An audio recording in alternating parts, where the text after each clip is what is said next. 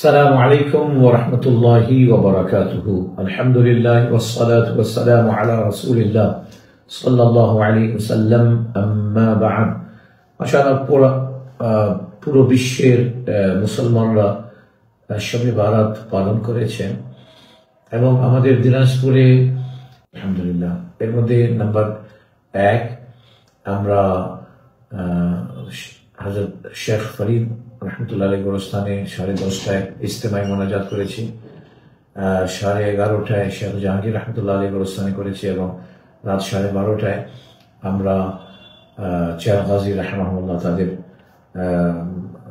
গোরস্থানে ইজতেমাই মোনাজাত করেছি আলহামদুলিল্লাহ। এরপরে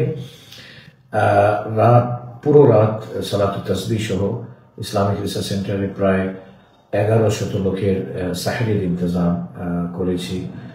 পুরো প্রোগ্রামে যারা অংশগ্রহণ করেছেন, হাজার হাজার মানুষ অংশগ্রহণ করেছেন, দোয়াতে আল্লাহ তাআলার রিজামন্দি ও আল্লাহ তাআলার সন্তুষ্টির জন্য ইবাদত বন্দেগী করেছেন, সালাতুত তাসবিহ, তারপর নফল নামাজ, এরপরে ওয়াজ ও নসিহত, জিকির আজকার, মিলাদ ও কিয়াম সবগুলো করে মাশাআল্লাহ মসজিদে, আমাদের এত বিশাল মসজিদ এবং মসজিদে মনে হচ্ছিল যে পা রাখার জায়গা নেই।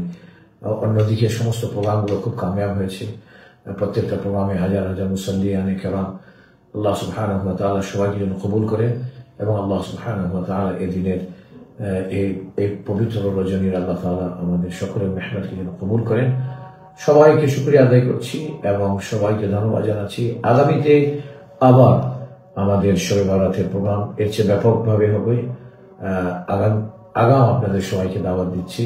ফি আমানিল্লাহ, ওয়াসসালামু আলাইকুম ওয়া রাহমাতুল্লাহি ওয়া বারাকাতুহু।